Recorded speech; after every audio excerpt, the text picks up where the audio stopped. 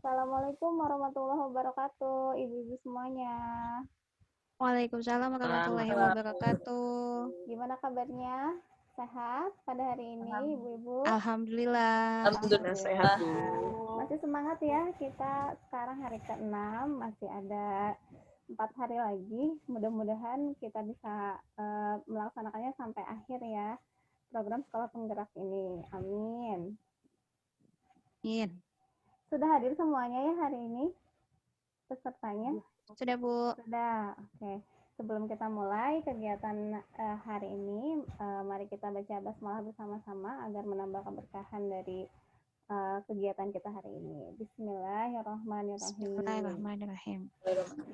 Nah, untuk menambah semangat sebelum kita mulai, saya ada satu ice breaking dulu. Ini ice breakingnya sederhana, judulnya ulat ular. Jadi kalau saya ulat itu yang kita tahu ukurannya panjang apa pendek? Ulat pendek. Pendek. Jadi kalau ulat tangannya gini. Ulat pendek, ular panjang. Ulat pendek, ular panjang. Nah, sekarang kita balik ya. Ulat panjang. Ulat panjang, ular pendek. Oke, kita mulai ya. Kalau saya bilang ulat berarti Panjang. Ular Pendek. Ulat Panjang. ular Pendek. ulat Panjang. ular Pendek. ular Pendek. Pendek.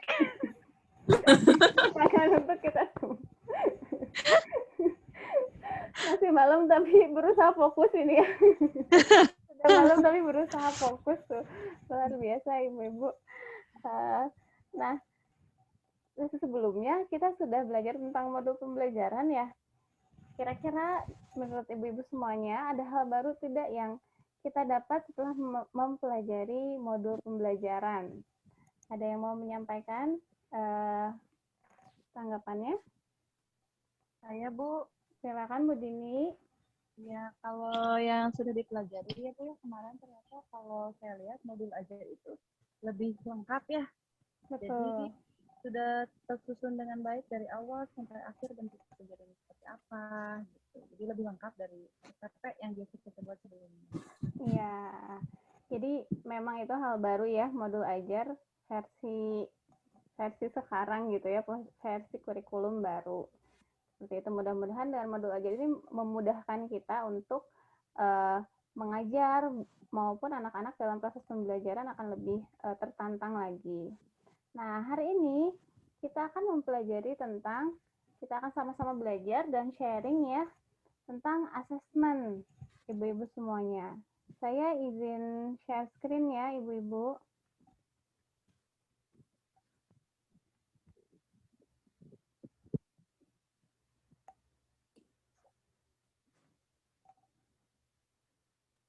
Sudah terlihat belum?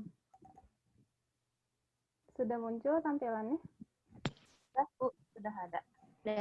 Nah, pada hari ini kita akan mempelajari tentang konsep asesmen formatif dan sumatif serta apa saja bentuk asesmen.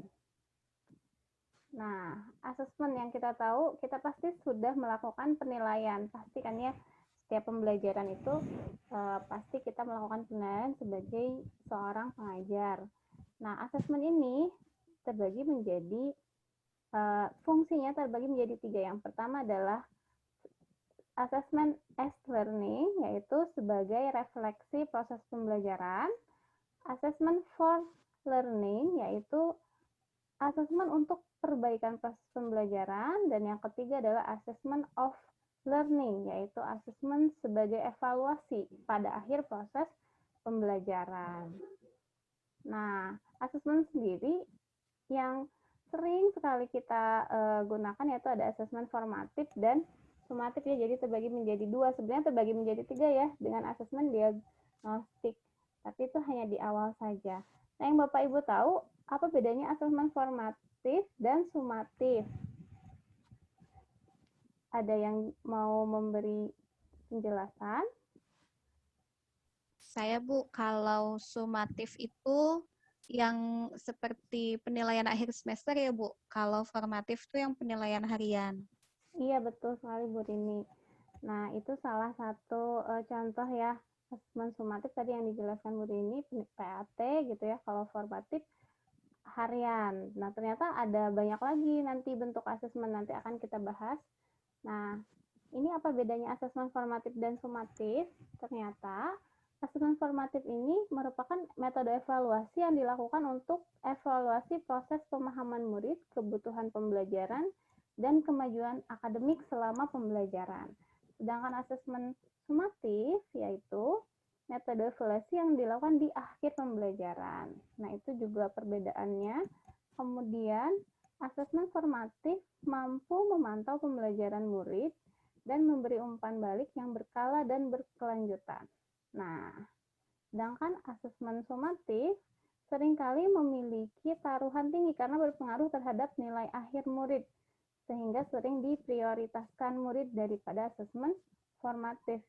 Gitu. Jadi siswa itu kadang lebih menyiapkan asesmen formatif, padahal sebenarnya kita sumatif maksudnya ya, padahal sebenarnya kita juga menilai ya kegiatan sehari-harinya seperti apa, penilaian pada kegiatan pembelajaran seperti apa.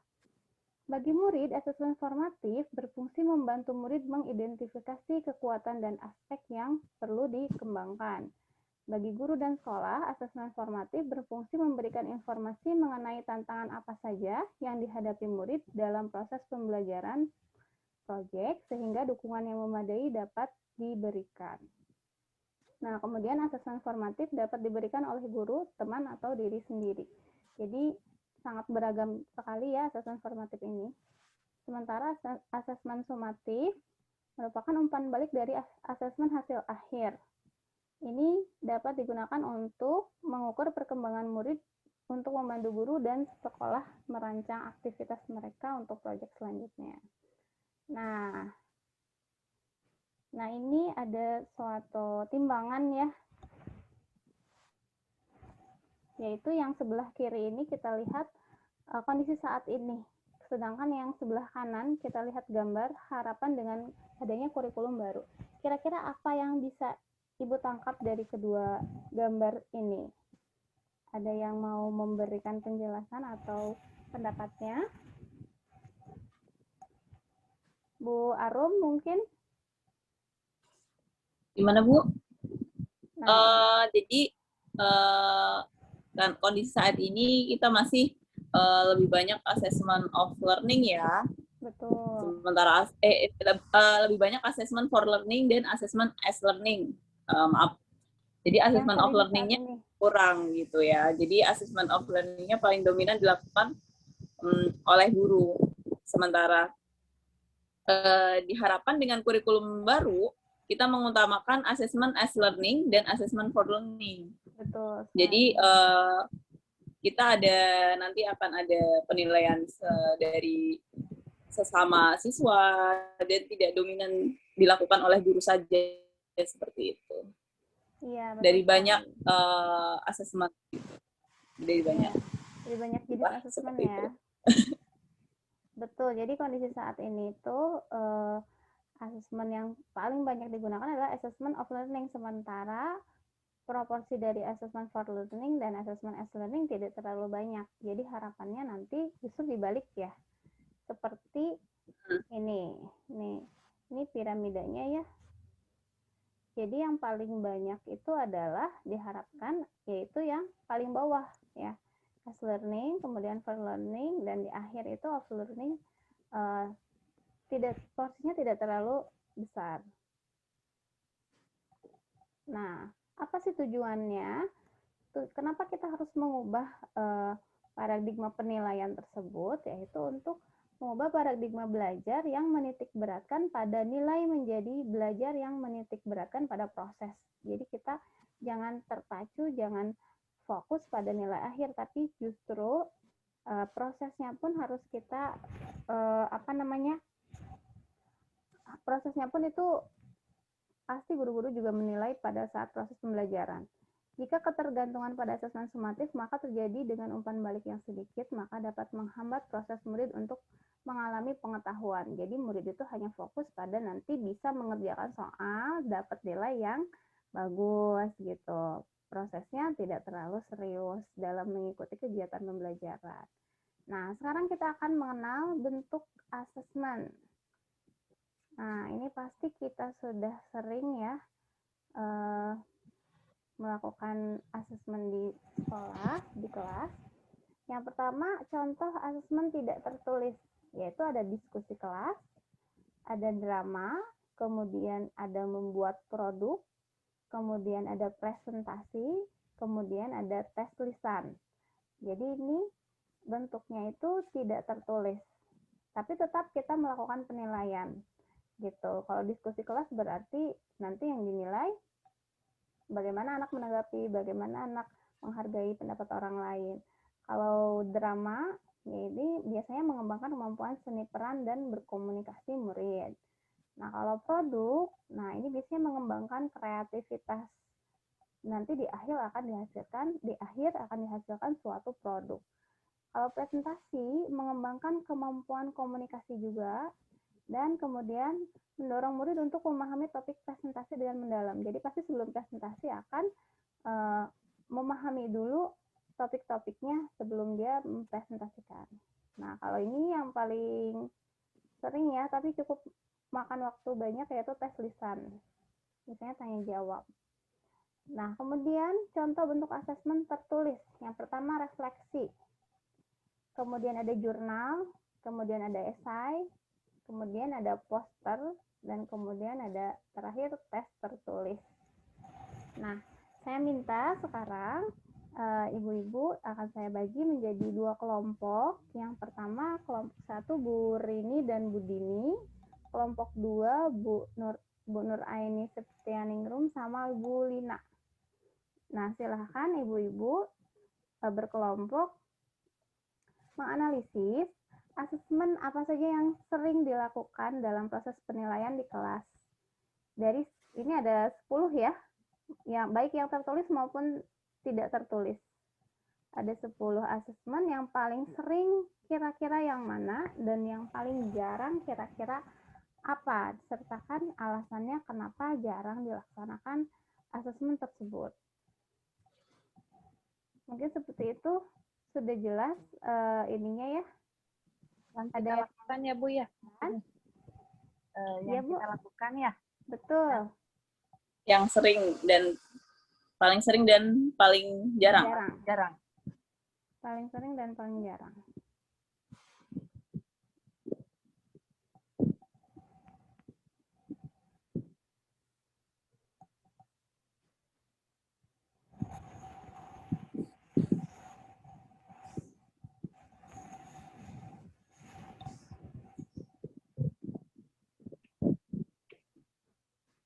Ada yang mau mempresentasikan hasil diskusinya? Baik Bu, saya mungkin izin bicara. Silakan Bu Dini. Mungkin kalau untuk penilaian sebenarnya macam-macam ya Bu ya. Mungkin ada yang kadang produk, diskusi, kadang presentasi, itu variatif lah, cukup variatif. Cuman kalau yang paling sering, kalau yang saya sama Bu Rini sering lakukan itu biasanya sih tes tertulis Bu. Karena maksudnya waktunya juga singkat ya, nggak terlalu lama, lebih mudah lah pelaksanaannya gitu. Ya Terus Bu, soalnya kalau kimia lisan susah ya Bu Dini. Ya, Kelihatan persamaannya Bu, kelihatan ngitungnya. Gitu. Tes tertulisnya berarti yang ini ya, yang pilihan ganda, pertanyaan, dan melakukan umpan balik yang itu ya. Biasanya gitu. Kalau yang paling sering. Ada lagi yang lain nggak Bu Dini dan Bu Rini? Ini sih Bu, kalau itu ya Bu Dini, kita kalau ada praktikum, baru mungkin Hmm. bentuknya laporan, jurnal Iya. gitu ya Bu ya. Iya, itu masuknya ke jurnal ya. Gitu Nah, mungkin. Kalau yang paling sering di kimia mah ya Bu ya. yang paling sering berarti Iya, itu dua ya. paling sering kita itu. Yang paling jarang apa? Atau sisanya jarang semua? Yang paling jarang saya tes lisan, Bu. Tes lisan paling jarang. Kalau saya Karena belum pernah murid melakukan banyak drama, ya. Bu. Drama. Drama. Oh iya, Iya. benar. Drama juga. Bingungnya dia drama pura-pura jadi elektron, Bu. Iya. Bingung saya. Ada Nanti dia di proton, kelas ketemu lari-lari, elektron. muter terus jadi elektron. Mending jadi inti atom aja. Ini atau diem. Diem. Baik ya. Terima kasih Bu Rini dan Bu Dini Ya, Bu. sharingnya. Ya, Bu. Selanjutnya kelompoknya Bu Lina dan Bu Arum, silahkan.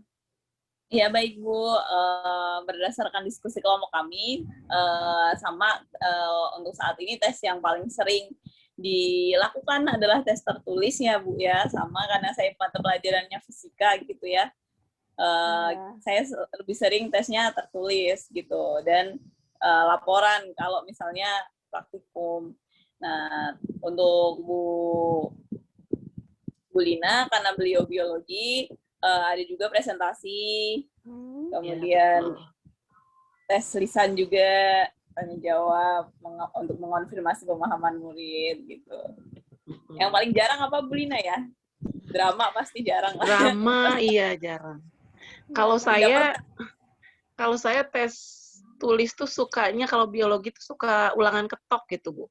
Ulangan ketok. Oh iya. Ada yang pernah menerapkan mungkin di sekolah? Saya dulu pernah dapat guru yang suka seperti itu, Bu. Saya di waktu ya, Bu, di waktu. Di anak-anak terkenal, biologi Bu Lina ulangan ketok gitu. Saya sebut toknit, ketok semenit gitu. Oh, gitu. Yang pindah-pindah bukan? Jadi anaknya yang pindah-pindah gitu, soalnya ada di meja ditempel gitu. Jadi anak misalnya ada 10 soal, berarti anak berkeliling ke 10 meja dengan waktu yang kita tentukan. Kalau ada bunyi ketok, anaknya pindah ke soal berikutnya gitu. Jadi memang benar melatih kejujuran benar-benar. Jadi mereka nggak ada kesempatan bertanya, terus berlatih berpikir cepat gitu ya, mandiri, nggak mengandalkan orang lain gitu. Memang di situ menyisipkan profil pelajar Pancasila juga, Bu, gitu. Iya. Bagus ya, Ibu Lina. Jenis ternyata tes tulis juga bisa kita divariasikan. Ya, betul. Nah, mungkin itu bentuk-bentuk asesmen ya, Bapak Ibu bisa juga mencoba mungkin nanti ya, apakah itu membuat produk gitu kan untuk fisika atau kimia juga bisa bikin apa ya, kalau mungkin bisa ya Bu ya, biar menambah kreativitas juga mungkin ya Bu ya. Seperti itu. Kalau di biologi Bu suka bikin yogurt misalnya. Nah, itu ke produk. Nah, itu saya suka penilaian produk ya Bu ya.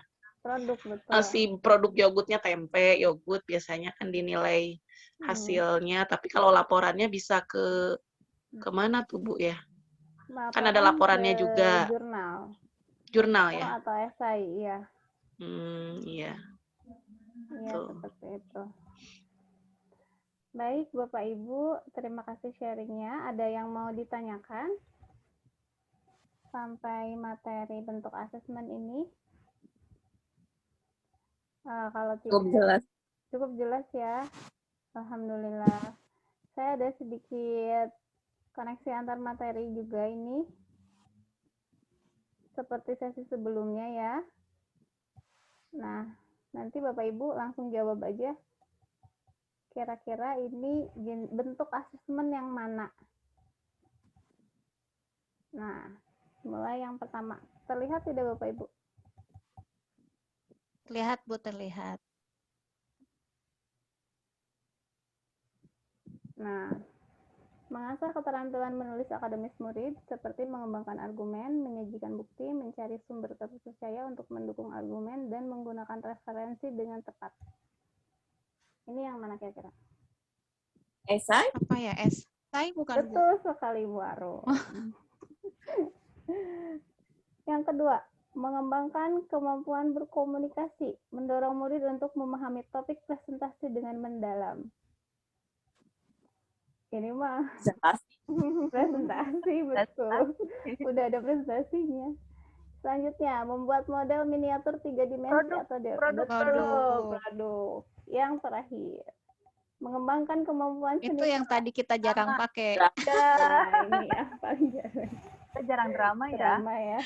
Coba sekali-kali ya IPA ada dramanya gitu. Role playing ya. Apa ya? Gitu. Mungkin nanti karena kita ada tema-tema baru di materi sekolah penggerak ya, bisa IPA-nya mungkin dikembangkan jadi role playing, ada metode role playing-nya. Nah, demikian penjelasan untuk hari ini. Ibu-ibu semuanya, terima kasih banyak untuk yang sudah berpartisipasi aktif dan sudah menyimak. Mudah-mudahan ada manfaatnya apa yang kita diskusikan hari ini. Wabillahi taufiq wal hidayah. Wassalamualaikum warahmatullahi wabarakatuh. Waalaikumsalam warahmatullahi wabarakatuh. Terima kasih, Bu. Sama-sama. Alhamdulillah.